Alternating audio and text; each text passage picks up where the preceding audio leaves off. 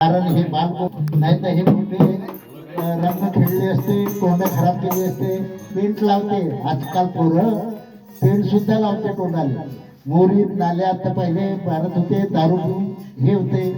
परंतु हा नवीन उपक्रम गाडगेजीनं सुरू केला आणि तसा धुलीवंदनाचं महाराजाचं सुद्धा हे होतं की आपण धुलीवंदन म्हणजे काय, म्हणजे ज्याप्रमाणे आपण गावातला कचरा आणून एका ठिकाणी जमा करायचा आणि तो सर्व केर कचरा त्या दिवशी जाळायचा.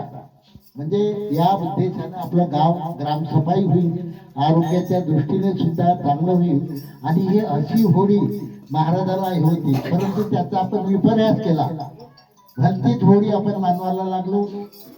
रात्रीचे लोकांचे लाकडे चोरायचे, हे करायचे, नंतर दारू पिऊन गटारात तिथं हे करायचे. आता असाच मोठा कार्यक्रम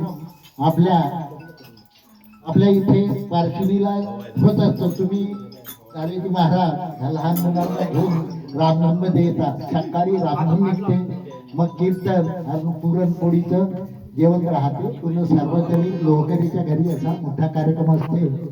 गाडगेजींना खरोखर अतिशय आपल्या प्रमाणात काय करू नये, आपण ऐपतीप्रमाणे, परंतु अतिशय महत्वाचं काम त्यांनी केलं. आणि हे लहान गोपाळ त्यांनी सर्व जमा करून आणि यांना चांगलं वळण लावलं. त्या याच्याने त्यांच्या सरकारने सुद्धा त्यांची दखल घेतली आणि त्यांना आपले रामदासजी आठवले केंद्रीय मंत्री यांच्या हस्ते त्यांना सन्मानपत्र मिळालं.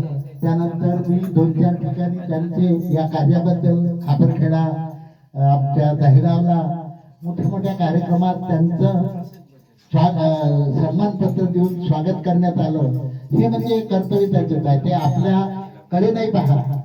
मी राहिलो बा खरोखर म्हणजे त्याचे काय ते छोट्या प्रमाणात असेल, पण अतिशय महत्वाचं आहे.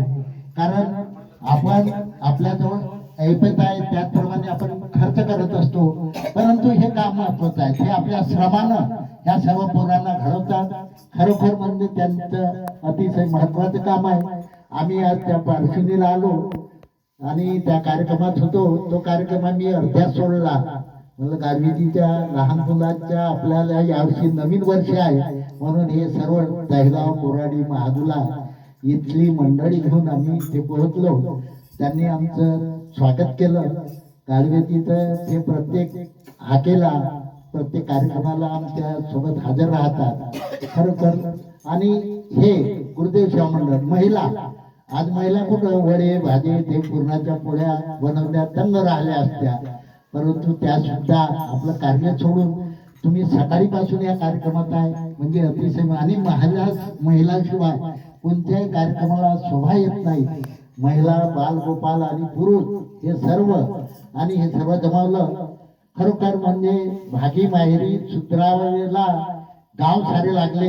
याप्रमाणे आपण एक भजन म्हणणार आहोत. त्याच्यात आता वाजला रे डंका घेऊ नको शंका, सुधराया गाव सारे.